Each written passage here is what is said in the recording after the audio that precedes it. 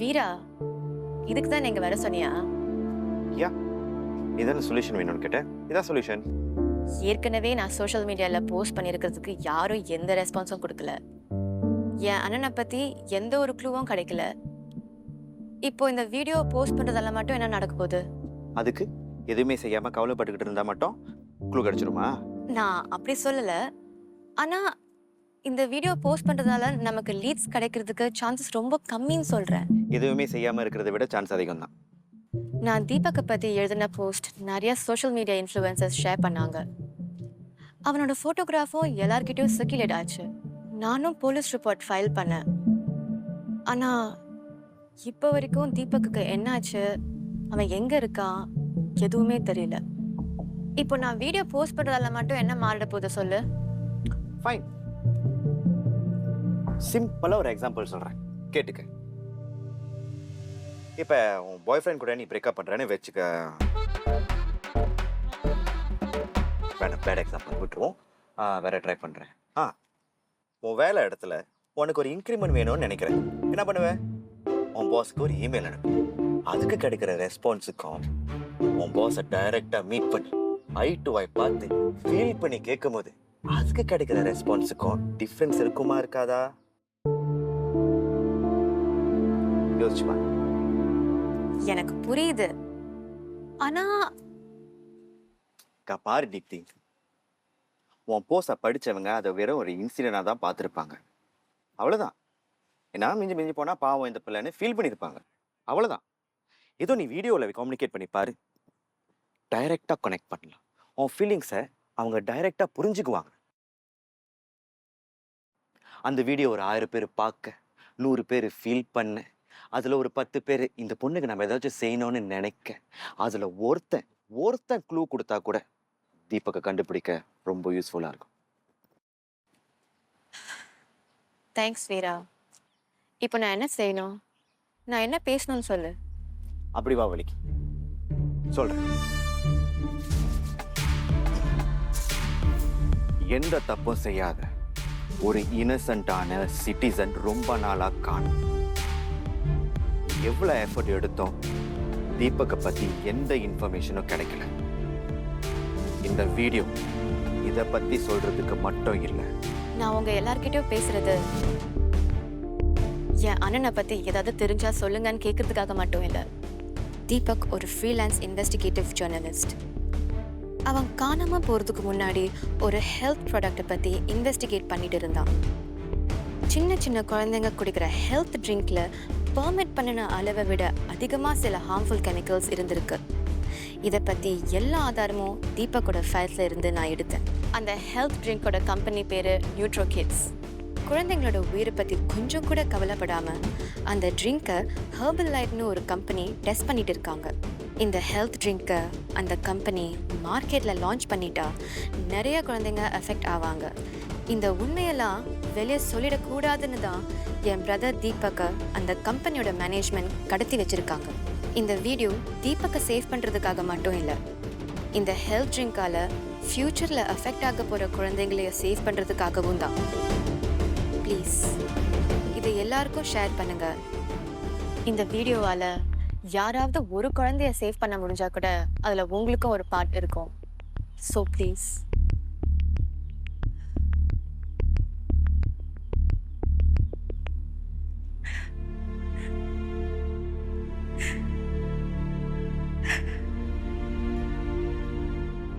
தீப்தி, கண்டிப்பா இந்த வீடியோக்கு நிறைய ரெஸ்பான்ஸ் கிடைக்கும்.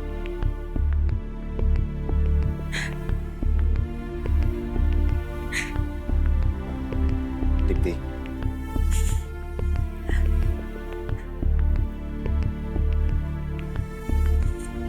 தீப்தி கவலைப்படாத. தீபக் கண்டிப்பா கிடைச்சிருவான். ஓகே?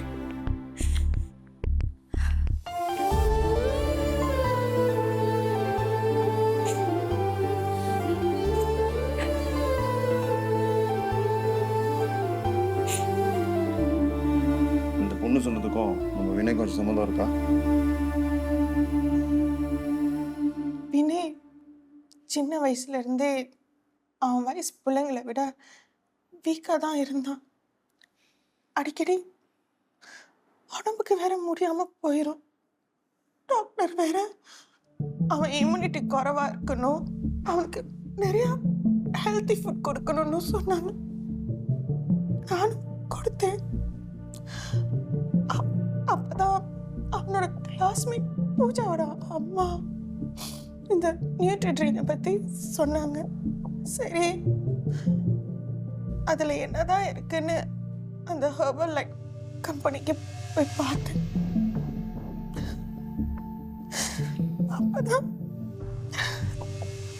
அப்பதான் அந்த கம்பெனியோட நியூட்ரிஷனிஸ்ட் அவங்க புதுசா ஏதோ ஒரு நியூட்ரிஷன் ட்ரிங்க் வெளியாக்க போறதாவும் அதை ஸ்டடி பண்றதுக்கு 10 பிள்ளைங்க வேணும்னு சொன்னாங்க.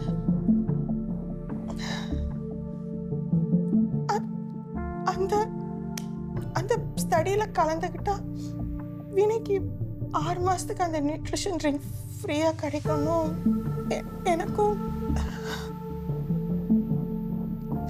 எனக்கும் பெரிய தொகை ஒன்று கொடுக்கறதா சொன்னாங்க.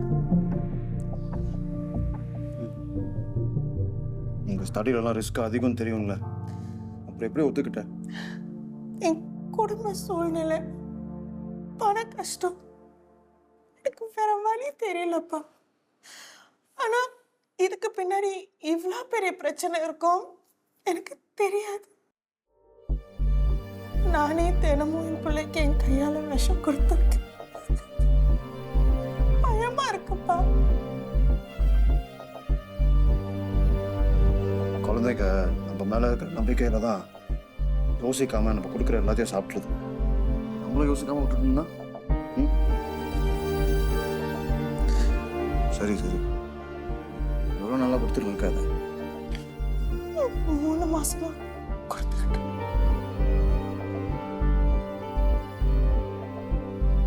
கம்பெனி பற்றியும் செய்கிற ஸ்டடியை பற்றியும் வேறு என்ன இன்ஃபர்மேஷன் தெரியும் உனக்கு?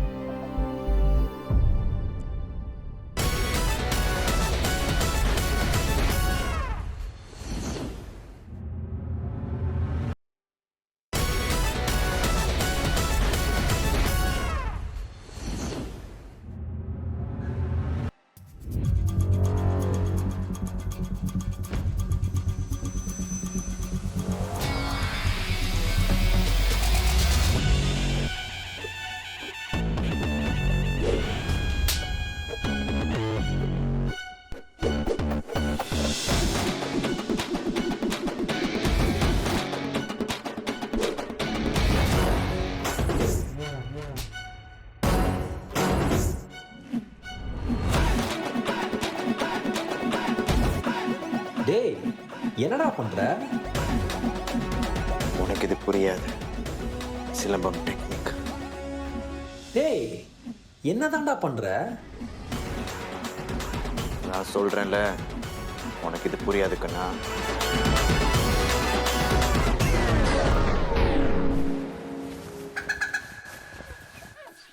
என்ன ப்ரோ பண்ற? பார்த்ததில்ல, ப்ராக்டிஸ் பண்ணிட்டு இருக்கேன். This is a new silambam technique. கோகோ. அப்படி யார் சொன்னா?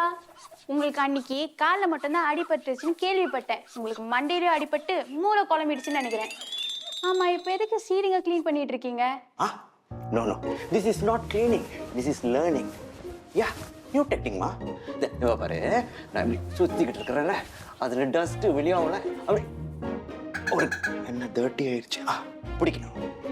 இதான் டெக்னிக். கான்சென்ட்ரேஷனை இம்ப்ரூவ் பண்ண கத்துக்க. கமான். அப்படின்னு யார் சொன்னா? உங்க தலையில யாரோ நல்ல மிளகா அரைச்சிருக்காங்க. நீங்களும் அதை கேனத்தனமா நம்பி க்ளீன் பண்ணிட்டு இருக்கீங்க. What do you அம்மா? What do you mean? Avinash சும்மா விட மாட்டான்டா. எது அவினாஷா? உங்களால அவனை ஒன்றும் பண்ண முடியாது. அவனை சிலம்பம் ஃபைட் பண்ணி பார்த்துருக்கீங்களா? ட்ரைனிங்ல பார்த்துருக்கேன், ஃபைட் பண்ணி பார்த்ததில்ல. அவன்கிட்ட நீங்க அடி வாங்குனீங்க, அவ்வளவுதான், காலி. பினிஷ். ஏய், நானும் பார்க்குறேன். ஆளாளுக்கு அந்த கொண்ட மாட்டி எனக்கு பில்டப் கொடுக்குறீங்க. ஆமா, அவன் தான் மாஸ்டரோட ஃபேவரட் ஸ்டூடெண்ட். அதுவும் மாஸ்டரோட மோட்டோவை முழுசா ஃபாலோ பண்றது அவன்தான். ஹலோ, நாங்களும் மாஸ்டர். என் யூனில வந்து கேட்டு பாருக்கண்ணா, எனக்கும் அவனுக்கும் ஒரே டிஃப்ரென்ஸ் தான். எது? எனக்கு தெரியும். அவனுக்கு சிலம்பம் சுத்த தெரியும், உனக்கு சுத்தமா தெரியாது, அதானே? நான் சொன்ன டிஃப்ரென்ஸ் அது இல்லை. அவன் கெட்டவன், நான் பொல்லாத. அவன் யாரு? ஓய்யோ, என் பேர் மதனா. நான் இங்க இருக்க சின்ன வாண்டுங்களுக்கெல்லாம் சிலம்பம் சொல்லி கொடுத்துட்டு இருக்கேன். நீயும் பார்க்க வாண்டு மாதிரி தான் இருக்க. But it's okay. Nice to meet you Madan. மதனா. மதனா, அந்த செடியை தூக்கி முன்னுக்கு போடு. டிஃப்ரென்ஸ் தெரிய மாட்டேங்குது. பட் எனிவே, நான் உனக்கு ஒரு டீல் வச்சிருக்கேன், கேட்குறியா?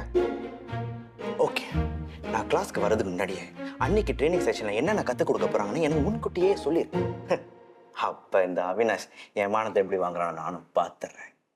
ப்ரோ, நான் உங்களுக்கு செஞ்சு நீங்க பதிலுக்கு எனக்கு செய்யறது தான் டீல். பட் எனிவேஸ், உங்களுக்கு சொல்லி கொடுக்கறதும் வேஸ்ட். உங்ககிட்ட அந்த ஃபயர் இருக்குல்ல, ஃபயர், அது சுத்தமா இல்லை. ஃபயரு ஜெயிக்க போறோன்னு நம்பினாலே பாதி ஜெயிச்ச மாதிரி கண்ணா. பார்க்க தானே போறேன் இன்னைக்கு ட்ரைனிங் செஷன்ல இந்த வீரோட ஆட்டத்தை.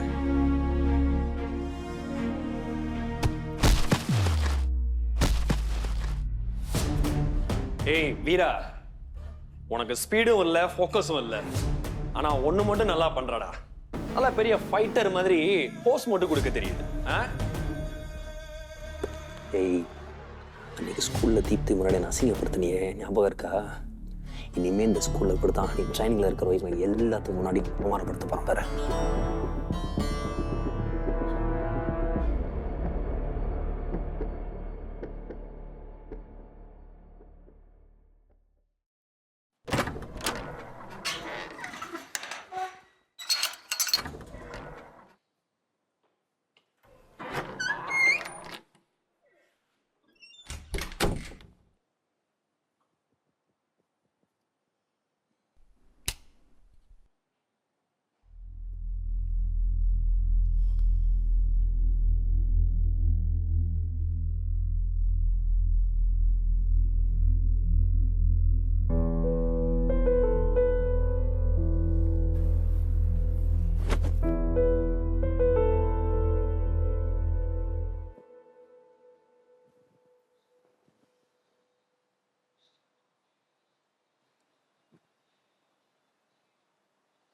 என்னப்பா ஆச்சு உங்களுக்கு?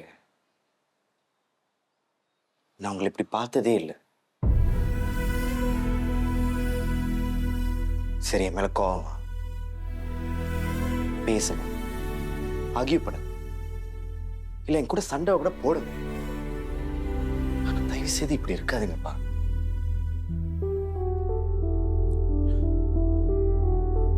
வினய் ஹாஸ்பிட்டலில் அட்மிட் பண்ணியிருக்காங்க.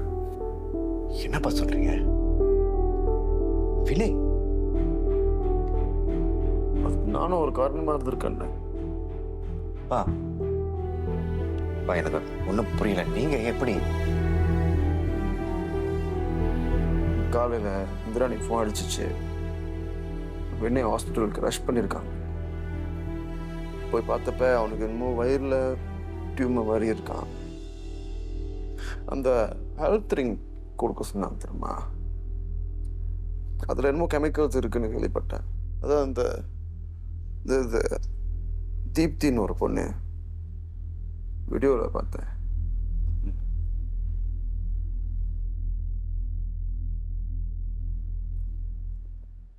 அவதான் என்னமோ இந்த கம்பெனியில் என்னமோ ஸ்கேமா இது அதுன்னு போட்டிருந்துச்சு.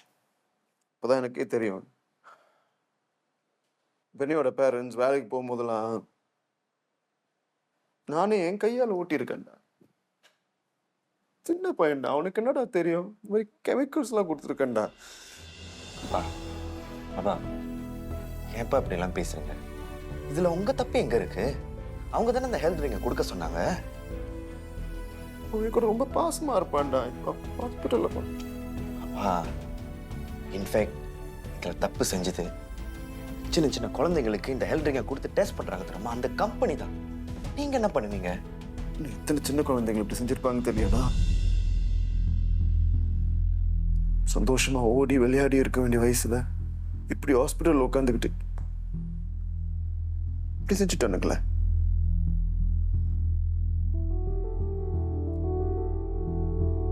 அவங்கள சும்மா விடக்கூடாதுடா. அவங்க யாரு, அவங்க பற்றி எல்லா டீட்டெயில்ஸும் நான் கலெக்ட் பண்ணணும். எனக்கு தெரியும். அப்பா, அந்த வீடியோ காட்டினீங்களே, அதில் பேசுனது வேற யாரும் இல்லை, என் ஃப்ரெண்டு தான். அவ அண்ணன் தீபக் அந்த நியூட்ரிஷன் கம்பெனி ஹெர்பலைட் பற்றி ரிசர்ச் பண்ணியிருந்தப்ப அவனை கிட்னாப் பண்ணிட்டாங்க. நீங்கள் தீப்திட்ட பேசினா இன்னும் நிறைய டீட்டெயில்ஸ் கலெக்ட் பண்ணலான்னு நினைக்கிறேன். நம்பர் இருக்குல்ல, ஃபோன் எடுத்து.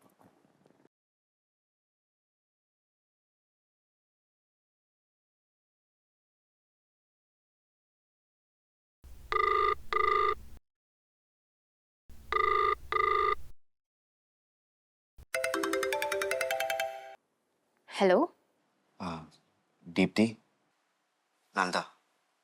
அப்பா அவன்கிட்ட ஒரு முக்கியமான விஷயம் பற்றி பேசணுன்னாரு. இந்த ஸ்பீக்கரில் வச்சுருக்கேன், இரு. தீப்தி, இந்த நியூட்ரிஷன் கம்பெனியை ஒன்று ரிசர்ச் பண்ணியிருந்தார்ல, அந்த ஃபைல்ஸில் இருக்கிற டீட்டெயில்ஸ் எல்லாம் என்கிட்ட சொல்லுமா. அந்த கம்பெனியோட ப்ராடக்ட்ஸில் நிறைய ஹார்ம்ஃபுல் கெமிக்கல்ஸ் பெர்மிட் பண்ண அளவை விட அதிகமாக இருக்குது. அதை எப்படியோ என் அண்ணன் கைக்கு அந்த ப்ராடக்ட் சாம்பிள்ஸ் கிடச்சிருச்சு. அதை வச்சு லேப் டெஸ்டிங் பண்ணும்போது தான் இந்த உண்மையெல்லாம் வெளில வந்துச்சு. ஆனால் இந்த ரிப்போர்ட்டை வச்சு என்னால் ஃபுல்லாக ப்ரூவ் பண்ண முடியாது. அதனால தான் நான் போலீஸ்க்கு ரிப்போர்ட் பண்ணலை. இந்த விஷயத்த நம்ம லீகலாக அப்ரோச் பண்ணோம்னா நிறைய எவிடன்ஸ் தேவைப்படும். இந்த கம்பெனி எங்கே இருக்கு, யாரோட பேரில் இருக்கு, இந்த மாதிரி டீட்டெயில்ஸ் உங்கள்கிட்ட இருக்கா? அந்த கம்பெனியை மேனேஜ் பண்ணுறவர் பேர் பார்கவ். அவங்க நிறைய குழந்தைங்க மேலே இந்த ஸ்டடியை பண்ணியிருக்காங்க. ஆனால் அதில் இருக்க ஹார்ம்ஃபுல் கெமிக்கல்ஸை பற்றி அவங்க பேரண்ட்ஸ் கிட்ட இருந்து மறைச்சிட்டாங்க. அந்த கம்பெனி எங்கே இருக்கு?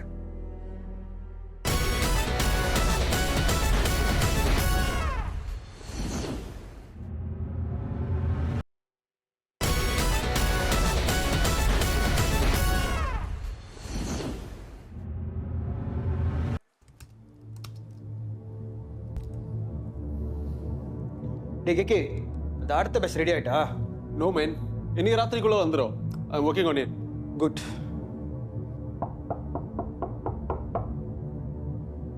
இவ யாருன்னு பாரு.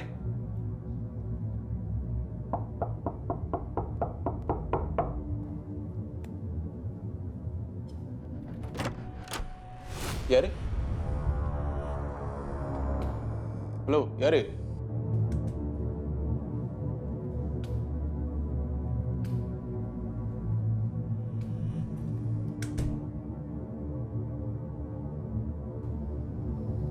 யாரு நீ? ஏதாவது மார்க்கெட்டிங் பண்றதா இருந்தா ஐம் நாட் இன்ட்ரெஸ்டட். நான் மார்க்கெட்டிங் பண்ண வரல. நீ மார்க்கெட்ல விட பிளான் போட்டிருக்கிற அந்த ஹெல்த் ட்ரிங்க் பற்றி பேச வந்தேன். என்ன ஹெல்த் ட்ரிங்க்? நீ என்ன சொல்றேன்னு எனக்கு புரியல. ஸ்டடின்னு சொல்லி அப்பாவை பேரண்ட்ஸ் ஒரு அக்ரிமெண்ட்ல சைன் போட வச்சு அவங்களுக்கு தெரியாம அவங்க குழந்தைகளுக்கு கொஞ்சம் கொஞ்சமாக கெமிக்கல்ஸ் கொடுத்துருவாரியா, அந்த ஹெல்த் ட்ரிங்க் பற்றி தான் சொல்கிறேன். ஹே, இது எனக்கும் அந்த பேரண்ட்ஸ்க்கும் நடுவில் நடக்கிற டீலிங். நீ பேரனா இல்லை என் கம்பெனி கூட ஏதாவது அக்ரிமெண்ட் தான் சைன் பண்ணியிருக்கியா? இல்லைல்ல, அதனால உனக்கு பதில் சொல்ல வேண்டிய அவசியம் எனக்கு இல்லை. என் ஃபேமிலியில் இருக்கிற ஒரு பையன் உன்னோட ப்ராடக்டை சாப்பிட்டு இப்போ ஹாஸ்பிட்டலில் இருக்கான். அவனோட வயிற்றுல டியூமர் இருக்குன்னு டாக்டர் சொல்கிறாங்க. அதுக்கு எங்க ப்ராடக்ட் குடிச்சனால தான் இந்த மாதிரி ஆச்சுன்னு ப்ரூஃப் ஏதாவது இருக்கா உன்கிட்ட? நான் உன் வீட்டுக்கு வந்து உன் பேங்க் அக்கௌண்ட்ல இருக்கிற பணம் என்னோட சொன்னா அதை ஒட்டுக்கட்டு கொடுத்துருவியா? ப்ரூஃப் கேட்க மாட்டேன். என் டைமை வேஸ்ட் பண்ணாம சீக்கிரமா கிளம்பு, எனக்கு நிறைய வேலை இருக்கு செய்யறது. நீ ரொம்ப தப்பு பண்ற. உன்னோட ப்ராடக்டை டெஸ்ட் பண்றதுக்காக இந்த சின்ன குழந்தைங்களோட லைஃபை நீ அழிக்கிற. ப்ளீஸ் நீ பாட்டு. தொப்பாரு, நீ யாருன்னு கூட எனக்கு தெரியாது. உன்கிட்ட நான் எக்ஸ்பிளைன் பண்ணணும்னு எனக்கு அவசியம் இல்லை. நீ இங்க பாவமா வந்து கெஞ்சிக்கிட்டு இருக்கனால சொல்றேன். நான் ஒன்றும் இந்த கம்யூனிட்டிக்கு சர்வீஸ் பண்ண வரல. இது பிஸ்னஸ். எல்லாம் அப்படிதான் இருக்கும். நம்ம யூஸ் பண்ற டூத் பேஸ்ட்ல இருந்து டேப்லெட்ஸ் வரைக்கும் இங்க எல்லாமே கெமிக்கல் தான். என்ன என் ப்ராடக்ட்ல கொஞ்சம் அதிகமா இருக்கு அவ்வளவுதான். நீ சம்பாதிக்கணும். அதனால யார் பாதிக்கப்பட்டாலும் உனக்கு பரவாயில்ல இல்ல? கரெக்டா சொன்னேன். இதுதான் என்னோட ஃபர்ஸ்ட் ரூல். இந்த ப்ராடக்ட்டை ரீசர்ச் பண்றதுக்காக எவ்வளவு பணம் இன்வெஸ்ட் பண்ணிருக்கேன் தெரியுமா? நீ சொல்றிய இந்த குழந்தைங்க, இது அவங்க உயிரை விட பல மடங்கு அதிகம். அவங்க பேரண்ட்ஸே பணத்தை அவங்ககிட்ட பேசாம போயிட்டாங்க. நீ யாரையா கேட்கறதுக்கு? நீ செய்யறது பிசினஸ் இல்ல, கிரைம். உனக்கு எதிராக எந்த எவிடன்ஸும் இல்லைங்கிற திமிர தானே இப்படி பேசுற. கண்டுபிடிக்கிறேன். நீ எவிடன்ஸோட வந்தா மட்டும் அக்ரிமெண்ட் படி நான் செய்யறது எல்லாமே லீகல் தான். அந்த குழந்தைங்க செத்து போனா கூட எனக்கு ஒரு சம்பந்தமும் இல்லைன்னு அக்ரிமெண்ட்ல இருக்கு. உன்னால என்னை எதுவும் செய்ய முடியாது. பணத்துக்காக எவ்வளவு கேவலமா பிசினஸ் செய்யறவன வெளியில நடமாடவே விட மாட்டேன்டா. டேய் கேக்கே, இந்த ஆளை தூக்கி வெளியே போடு.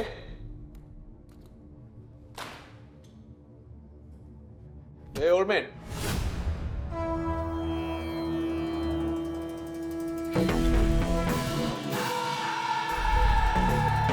வா, நான் உனக்கு முருங்கைக்காய் ஹெல்த் ட்ரிங்க் வாங்கி தரேன்.